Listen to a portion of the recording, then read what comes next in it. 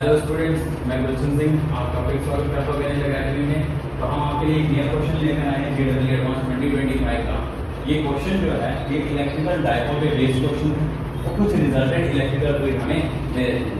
तो अगर आप क्वेश्चन को पूरा देखना चाहते हैं तो क्वेश्चन साइड पे स्क्रीन में चल रहा है, आप उस क्वेश्चन को वहाँ पॉज करके नोट कर सकते हैं कि हमें ये क्वेश्चन जो दे रखा है ये इलेक्ट्रिकल फील्ड पे बेस्ड क्वेश्चन है। क्वेश्चन क्या कहता है आपको कुछ इलेक्ट्रिकल डायपोल्स दे रखे हैं, यानी दो पेयर बनाकर दे रखे हैं इलेक्ट्रिकल डायपोल में, और उनकी कुछ कॉन्फ़िगरेशन जो है वो यहाँ पर अलग अलग दे रखी है।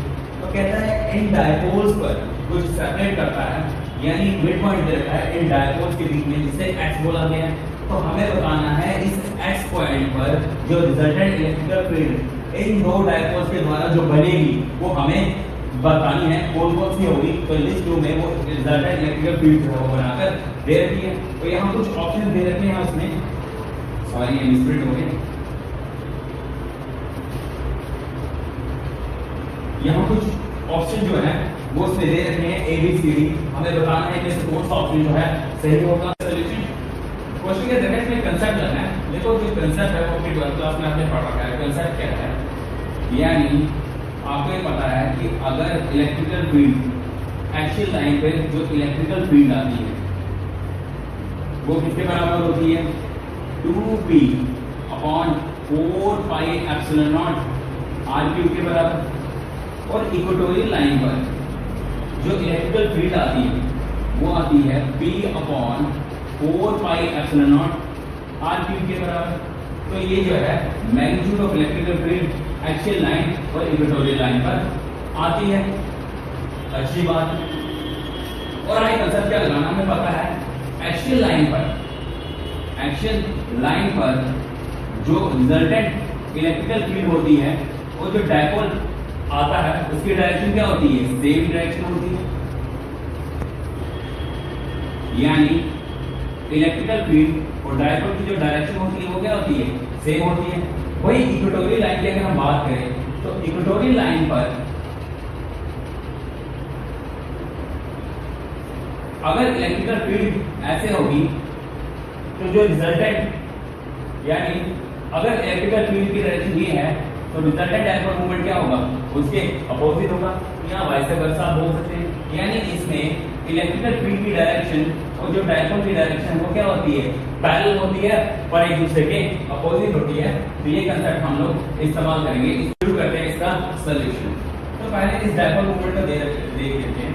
ये डायपोल मूवमेंट जो है ये इस दिशा से दे रखी है और इसका जो रिजल्टेंट इलेक्ट्रिकल फील्ड आएगा उसकी दिशा क्या होगी, यू होगी, क्योंकि ये डायपोल किस पर है, इक्वेटोरियल लाइन पर है।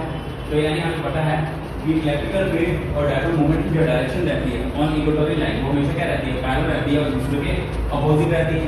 यानी इस दिशा में जो इलेक्ट्रिकल फील्ड है उसकी वैल्यू कितनी आ जाएगी, मैं से लेटर सपोज E1 बोल लेता हूँ, वो किसके बराबर होगी, इक्वेटोरियल लाइन की जो इलेक्ट्रिकल फील्ड आती है, रिजल्टेंट इलेक्ट्रिकल फील्ड आती है वो किसके बराबर होती है, वो होती है p upon 4 epsilon not are cube के बराबर।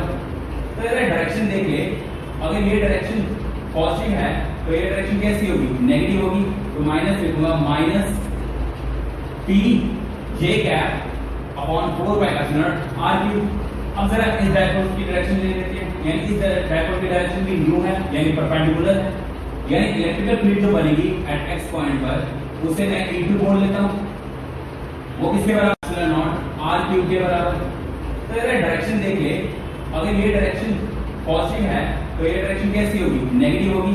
तो माइनस लिखूंगा, minus p j cap upon 4 epsilon not are cube. अब जरा इस डायपोल की डायरेक्शन ले लेते हैं, यानी इस डायपोल की डायरेक्शन भी न्यू है यानी परपेंडिकुलर है। यानी इलेक्ट्रिकल फील्ड जो बनेगी एट x पॉइंट पर उसे मैं E2 बोल लेता हूँ, वो किसके बराबर आ जाएगी, वो भी आ जाएगी minus p j cap upon 4 epsilon not are cube के बराबर। जरा net electrical field on x किसके बराबर आ गई, वो बन जाएगा sum of these two minus 2p j cap upon 4 epsilon not are cube के बराबर। तो 2 1 2 2 2 4, तो बन गया minus p j cap upon 2 epsilon not are cube के बराबर। तो यानी ये आ गई net electrical field on x point पर, यानी minus 2p j cap upon 4 pi epsilon cube. जरा ऑप्शन चेक कर लेते हैं। तो यानी ये 2 ऑप्शन जो है ये p के साथ मैच कर रहा है, यानी p का ऑप्शन 2 मैच कर गया। जरा यहाँ चलाते हैं, यहाँ देख लेते हैं ऑप्शन में, यानी a का p का दे रखा है, 3p का दे रखा है, 4p का दे रखा है, 2p का दे रखा है 2। तो इसका मतलब क्या हो गया? इसका मतलब हो गया हमारा a और b ऑप्शन तो कैंसिल हो गए, यानी बचता है या तो ऑप्शन c सही है या तो ऑप्शन d सही है। अच्छा आगे देख लेते हैं, आगे क्या क्या सॉल्व करने लगी है। q का ऑप्शन सेम दे रखा है, q का 1, q का 1, s का भी ऑप्शन सेम दे रखा है, यानी इसमें भी अगर हम r को डिफाइन कर दें तो हमें हमारा करेक्ट ऑप्शन जो है वो मिल जाएगा। तो हम एक काम करते हैं, हम r को सॉल्व कर लेते हैं। यानी r को सॉल्व करने का तरीका क्या है? ये इलेक्ट्रिकल फील्ड यानी डायपोल की मूवमेंट की डायरेक्शन क्या दे रखी है? ऑन एक्सियल लाइन पे दे रखी है। तो हमें पता है इलेक्ट्रिकल फील्ड की जो डायरेक्शन होगी वो भी किस डायरेक्शन में होगी? एक्सियल लाइन पे। तो यानी E ऑन दिस पॉइंट से मैं E1 बोल लेता हूँ, कितना आएगा? 2p upon 4 pi epsilon not r cube के बराबर। ओके, ये डायरेक्शन क्या दे रखी है? ये डायरेक्शन एक्स एक्सिस दे रखी है, यानी पॉजिटिव डायरेक्शन दे रखी है, तो आई कैप लगा दोगे। अब इस डायपोल की वजह से जो इलेक्ट्रिकल फील्ड बनेगी वो तो अपोजिट बनेगी। यहाँ पर इसे मैं E2 बोल लेता हूँ, तो ये किसके बराबर आ जाएगा? ये आ जाएगा p upon 4 pi epsilon not r cube के बराबर।